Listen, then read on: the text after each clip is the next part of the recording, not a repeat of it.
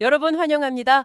아마 지금 이 방송을 듣고 계신 당신이라면 이미 일상이나 업무에서 꽤 능숙하게 AI를 활용하고 계실 거라고 생각합니다. 네, 최신 모델이 나오면 바로 테스트해 보시는 분들이겠죠? 맞아요.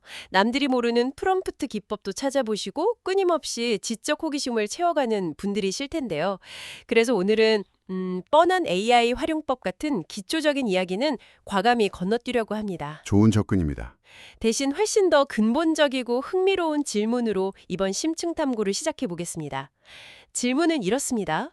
우리 모두가 백그라운드에서 완전히 똑같은 거대 언어 모델, 즉 똑같은 AI 엔진을 돌리고 있는데 왜 어떤 사람은 산업을 뒤흔들 혁신적인 통찰을 얻어내고 어떤 사람은 그저 그럴듯한 웹 검색 수준의 결과물만 얻고 끝나는 걸까요? 아주 날카로운 출발점입니다. 보통 이 주제가 나오면 결국 프롬프트 엔지니어링을 얼마나 예술적으로 하느냐의 차이다 라며 약간 모호한 스킬 이야기로 빠지곤 하거든요. 그렇죠. 프롬프트를 길게 써라 뭐 이런 식의 팁들이 많잖아요. 네, 하지만 오늘 우리가 심층적으로 파헤쳐볼 출처 텍스트는 이 현상을 철학적 관점이 아닌 아주 엄밀한 그 실험실 수준의 아키텍처 분석으로 접근합니다. 이 텍스트는 결과의 격차가 단순히 프롬프트를 작성하는 스킬에서 오는 게 아니라 스킬이 아니라면요? 우리가 AI라는 도구를 머릿속에서 어떻게 구조화하고 있는지 그 근본적인 인식의 차이에서 비롯된다고 지적하고 있습니다. 아, 인식의 차이.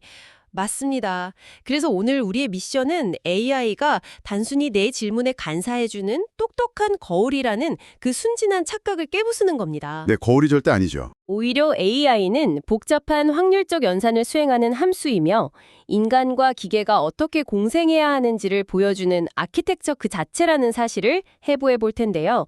자, 본격적으로 들어가 보죠. 좋습니다. 텍스트 초반에 등장하는 흥미로운 지점이 하나 있습니다. 많은 사람들이 AI가 좀 이상한 대답을 내놓으면 이 모델은 아직 성능이 별로야, 버그가 있네 하고 기계 탓을 하잖아요. 네, 가장 흔한 반응이죠. 이게 마치 1 더하기 1을 입력했는데 3이 나왔다고 화를 내는 계산기 사용자처럼요. 방금 말씀하신 그 부분이 바로 가장 치명적인 오해입니다. 대중은 AI를 결정론적인 기계, 즉 정해진 정답을 창고에서 꺼내주는 검색 엔진처럼 대하거든요. 정답 창고에서 꺼내주는 게 아니다. 아닙니다. 오늘 다루는 텍스트는 AI를 수학적인 관점에서 다시 정의합니다.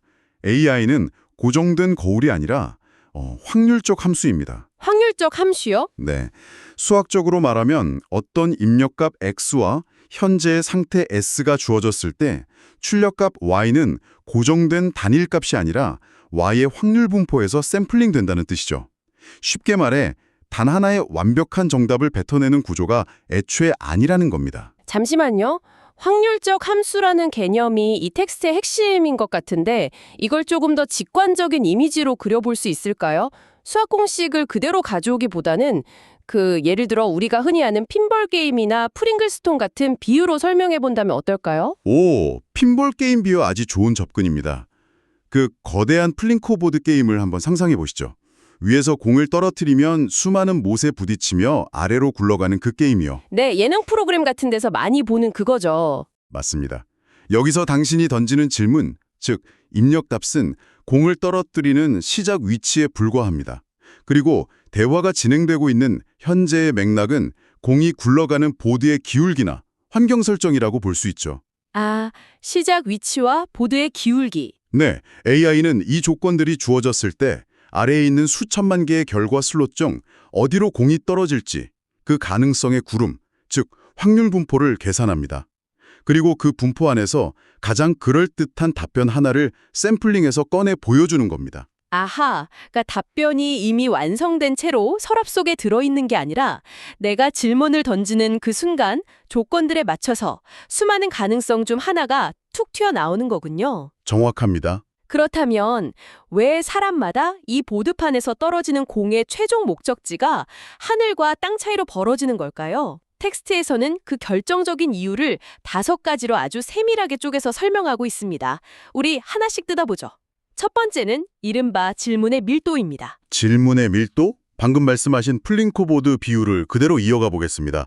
당신이라면 입력값을 어떻게 설정하시겠습니까? 만약 누군가가 사업 아이디어 좀 찾아줘 라고 아주 헐렁한 질문을 던졌다면요? 보드판의 맨 꼭대기 한가운데서 그냥 대충 공을 툭 떨어뜨리는 거겠죠.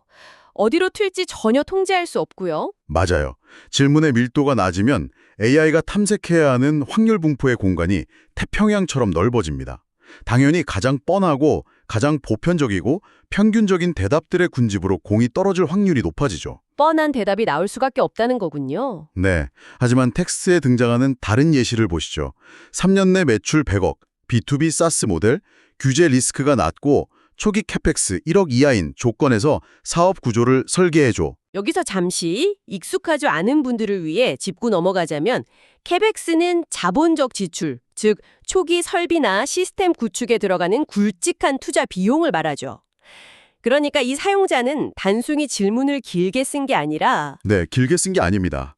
B2B 사스 규제 프리 초기 비용 1억 이하라는 아주 구체적인 제약 조건들을 수학적 함수에 때려 넣은 거네요. 그 점이 핵심입니다. 일상으로는 그저 자세한 질문이지만 AI의 아키텍처 내부에서는 이 조건들이 결합하면서 평범한 답변이 나올 확률 공간을 완전히 붕괴시켜버립니다. 확률 공간을 붕괴시킨다고요. 표현이 엄청나네요. 네, 남은 것은 극도로 좁아진 뾰족하고 전문적인 확률 공간뿐이죠. 당연히 이 공간에서 샘플링된 결과물은 컨설팅 펌의 보고서 수준에 필적하게 됩니다. 결국 질문의 길이가 아니라 제약 조건의 밀도가 결과물의 질을 결정한다는 것이 첫 번째 이유입니다. 여러분의 평소 질문 방식은 어떤지 한번 돌아보실 필요가 있겠죠. 듣고 보니 제가 예전에 AI를 마치 마법의 소라고등처럼 그냥 해줘라고 대했던 게 좀 부끄러워지네요. 자, 두 번째 이유로 넘어가 볼까요? 두 번째는 목표 함수의 차이입니다. 저는 이 대목에서 AI가 본질적으로 최적화 머신이라는 설명이 참 와닿았습니다. 우리가 은연중에 AI에게 무엇을 최적화해라 라고 방향타를 쥐어주고 있다는 거잖아요. 여기서 아주 흥미로운 점은 AI는 눈치가 없다는 겁니다. 눈치가 없다. 일상적인 대화에서는 우리가 대충 말해도 상대방이 눈치껏 내 의도를 파악해주길 기대하잖아요. 하지만 AI는 주어진 목표 함수를 극단적으로 최적화하는 데 집착합니다. 텍스트는 이 부분에서 사용자의 의도 명시가 얼마나 결과를 좌우하는지 보여주는데요. 예를 들면요? 똑같이 내 기획안을 검토해줘 라고 입력해도 사용자의 속마음으로는 감정적 위로를 원할 수도 있고 아니면 치명적인 논리적 허점, 공격을 원할 수도 있습니다. 아, 맞아요. 어떤 날은 상사한테 깨지고 와서 그냥 수고했다, 기획안 나쁘지 않다 라는 위로의 말이 필요할 때가 있죠.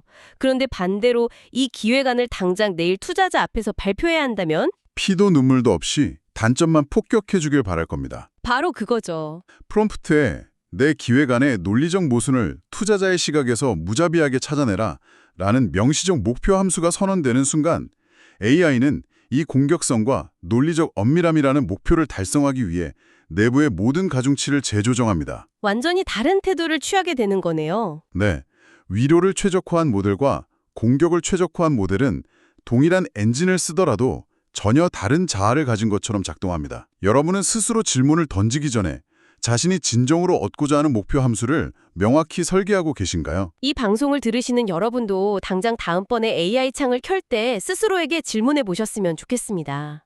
나는 지금 이 도구에게 어떤 최적화 과제를 주고 있는가 하고 말이죠. 자, 이제 세 번째 이유로 가보겠습니다.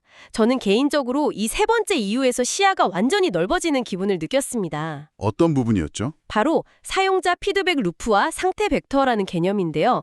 전문가님, 저는 이 상태 벡터라는 용어가 좀 딱딱하게 들리는데 쉽게 말해 AI가 우리 대화의 기억을 차곡차곡 쌓아두는 일종의 누적된 문맥의 덩어리, 이렇게 이해하면 될까요? 아주 훌륭한 해석입니다. 대부분의 사람들은 AI와 대화할 때마다 매번 새로운 검색을 한다고 착각합니다. 그냥 구글 검색창에 새로 검색어 넣어듯이요? 그쵸. 하지만 연속된 채팅창 안에서 AI는 이전의 모든 대화, 당신이 긍정했던 포인트, 당신이 수정해가려고 했던 방향을 전부 모아서 거대한 문맥의 덩어리, 즉 상태 벡터를 업데이트합니다. 이건 마치 물레 위에서 돌아가는 젖은 찰흙과 같습니다. 오, 젖은 찰흙이요? 처음 질문을 던졌을 때의 찰흙은 무르고 형태가 없죠. 아하, 첫 질문 이후에 제가 아니 그 방향 말고 AI에 더 집중해서 다시 써봐 라고 피드백을 주면 찰흙의 모양이 조금씩 잡히고 대화를 10번, 20번 주고받으면 그 찰흙이 단단하게 굳어지면서 완전히 고유한 형태의 도자기가 된다는 거군요. 야, 이거 진짜 재미있는 비유네요. 그렇기 때문에 대화 초반부의 몇 번의 턴이 전체 궤도를 결정적으로 틀어버리게 됩니다. 우주선이 지구에서 발사될 때 각도가 1도만 틀어져도 우주 공간에서는 화성에 가느냐, 목성에 가느냐가 갈리는 것과 같죠. 초기 설정이 그만큼 중요하다는 거군요. 네. 피드백 루프를 정교하게 설계하는 사람은 대화를 거듭할수록 AI의 답변을 날카로운 메스처럼 벼려냅니다. 반면 별로네, 다른 거 없어 식의 느슨한 피드백만 던지는 사람은 결국 AI와 함께 추상적이고 뜬구름 잡는 담론의 우주로 미아가 되어버리죠. 미아가 된다. 당신의 피드백은 모델을 진화시키고 있습니까? 아니면 방황하게 만들고 있습니까? 정말 뼈아픈 질문이네요. 결국 문맥을 누적시켜 나가는 것도 인간의 역량이라는 뜻이니까요. 이어지는 네 번째 이유가 바로 이 인간의 역량을 가장 노골적으로 보여주는 지점인 것 같습니다. 바로 해석 능력의 차이입니다. 이 부분에 대해서는 제가 먼저 텍스트의 예시를 좀 각색해서 상황을 하나 던져보고 싶네요. 좋습니다. 어떤 상황이죠? 자, 두 명의 마케터 A와 B가 있습니다. 둘 다 프롬프트 기술이 뛰어나서 AI로부터 아주 훌륭하고 논리적인 신제품 런칭 마케팅 전략을 똑같이 얻어냈다고 가정해보죠. 동일한 결과물을 받은 상태군요. 네. 그런데 마케터 A는 스크롤을 쭉 내리며 읽고는 와, 진짜 똑똑하네, 완벽해 라고 감탄하며 창을 닫습니다. 기껏해야 보고서에 몇 줄 복사해서 붙여넣겠죠. 흔한 패턴입니다. 반면 마케터 B는 다릅니다. B는 결과물을 읽다가 세 번째 단락의 인플루언서 활용 전략 부분만 떼어내서 AI에게 다시 묻습니다. 좋아, 이 전략을 실현하기 위해 당장 오늘 오후에 인플루언서 10명에게 보낼 이메일 초안을 작성해주고 예산 배분용 엑셀 시트 양식을 만들어줘. 완벽한 이시입니다. 이 텍스트가 말하고자 하는 바를 정확히 짚어주셨어요. AI가 내놓은 출력물은 그 자체로 완성품이 아닙니다. 그것은 그저 품질 좋은 원재료일 뿐이죠. 그러니까 똑같이 최고급 프랑스산 밀가루를 받아도 누군가는 그 밀가루 포대를 보며 와, 좋다 하고 감탄만 하고 끝내고 누군가는 소매를 걷어붙이고 반죽을 해서 바삭한 크루아상을 구워낸다는 뜻이군요. 아주 흥미로운 비유네요. 결국 결과물 자체의 질이 처음부터 달라서가 아니라 그 결과를 해석하고 당장 실행 가능한 가장 작은 단위의 액션 플랜으로 잘게 쪼개는 능력, 즉 분해와 정렬 능력에서 최종 성과가 극명하게 갈린다는 겁니다. 분해와 정연. 네.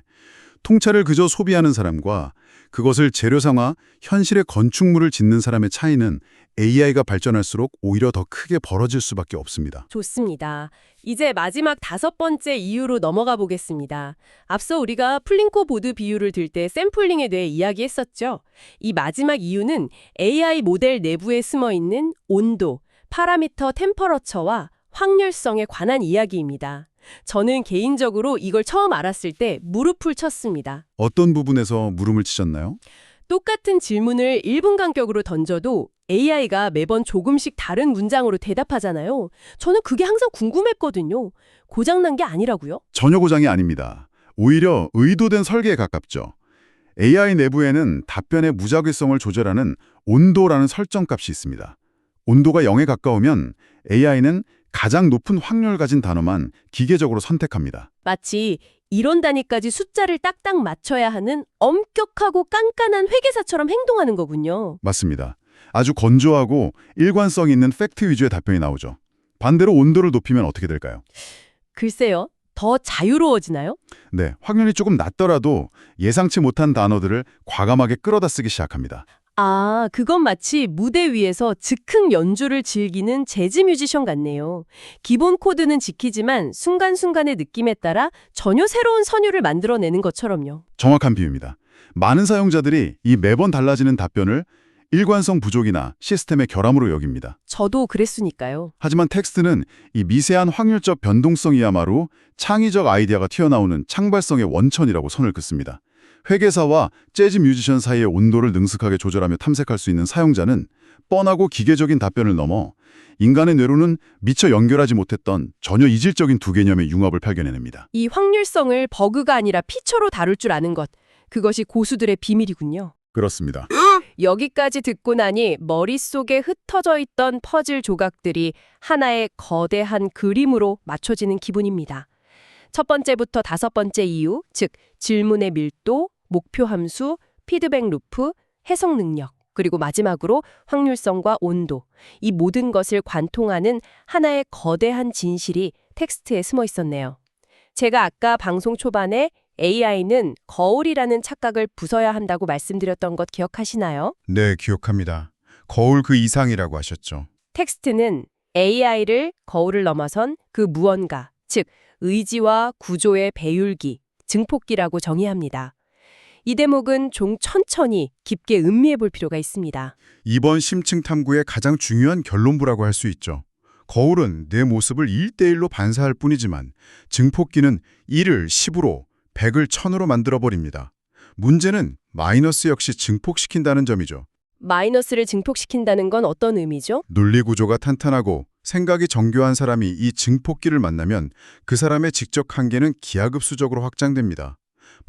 반대로 애초에 문제의 본질을 파악하지 못하고 생각이 막연한 사람이 AI를 쓰면 AI가 쏟아내는 그럴듯하고 장황한 말의 성찬에 휘말려 오히려 더 길을 잃고 헤매게 된다는 거네요. 정확합니다. 저는 이 대목에서 텍스트가 제시한 아주 탁월한 비유가 떠올랐습니다. 같은 외골격을 착용해도 걷는 법을 모르면 넘어집니다. 이거 완전히 아이언맨 수트 이야기잖아요. 맞습니다. 수트가 아무리 엄청난 동력을 제공한다고 해도 그 동력을 통제할 내 몸의 코어 근육이나 무게중심을 잡는 법을 모른다면 어떻게 될까요? 한 걸음 내디디려다 그 압도적인 출력 때문에 그냥 벽에 처박히거나 꼬꾸라지고 말 겁니다. 결국 AI라는 수트는 내 뇌의 논리적 근육이 얼마나 단단한지 혹은 얼마나 부실한지를 아주 잔인할 정도로 적나라하게 드러내는 엑스레이 기기이자 증폭기인 셈입니다. 이쯤 되니 약간 등골이 서늘해지기도 하는데요. 전문가님, 이 현상을 우리 사회의 더 큰 그림, 더 넓은 미래로 확장해 본다면 어떤 통찰을 얻을 수 있을까요? 이 부분을 더 큰 그림과 연결해 보면 텍스트는 아주 중요한 패러다임의 전환을 선언하고 있습니다. 흔히 미디어에서는 이제 누구나 챗GPT를 쓰는 시대가 왔다, 지식의 평등이 이루어졌다라고 떠들지 않습니까? 네, 모두가 똑같이 강력한 계산 엔진에 접근할 수 있으니까 평등해진 것 아니냐고 하죠. 하지만 이것은 완전한 환상입니다. 현실은 정반대입니다. 우리는 지금 모두가 같은 엔진을 공유하지만 각자의 머릿속에서 전혀 다른 운영체계를 돌리는 시대에 살고 있습니다. 아, 같은 엔진, 다른 운영체계. 이거 정말 오늘 꼭 기억해야 할 핵심 키워드네요. 그러니까 최신 인텔 코어 프로세서를 달아놔도 그걸 구동하는 운영체계가 옛날 도스 시절에 머물러 있다면 화면에는 그저 까만 바탕에 하얀 글씨만 깜빡일 뿐이라는 거죠. 아주 적절한 비유입니다. 아무리 비싸고 좋은 유료 AI 모델을 구독한다고 해도 내 사고방식이라는 OS가 업데이트되지 않으면 아무 소용이 없다는 뜻이군요. 정확합니다. 차이를 만드는 건 결국 질문을 설계하는 능력, 목표 함수를 명시하는 능력, 피드백 루프를 끌고 가는 능력, 그리고 실행 가능한 단위로 분해하는 능력입니다. 진짜 경쟁은 누가 더 좋은 모델을 쓰느냐가 아니라 누가 더 좋은 사고 구조를 모델에 연결하느냐에 달려 있는 거죠. 자, 그럼 이게 다 무슨 의미일까요? 여러분의 일상으로 이 지식을 끌고 와보겠습니다.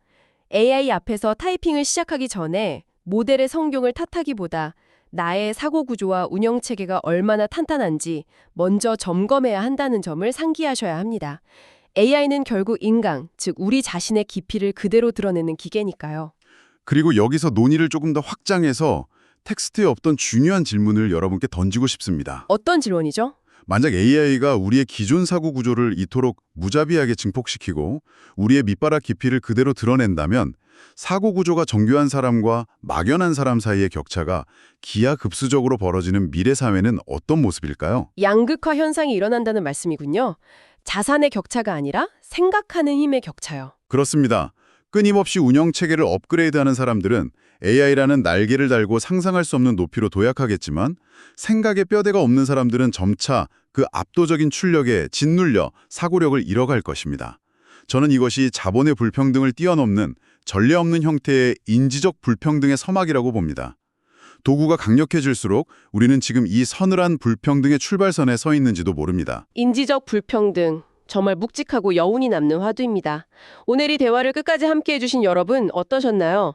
내일 아침 업무를 시작하기 위해 모니터 앞에 앉아 반짝이는 프롬프트 커서를 마주할 때 오늘 우리가 나눈 이 서늘하면서도 가슴 뛰는 이야기들을 꼭 한번 떠올려 보셨으면 좋겠습니다. 네, 한 번쯤 멈춰서 생각해 보시길 권합니다. 습관적으로 무언가를 묻기 전에 잠깐 멈춰서 질문해 보세요.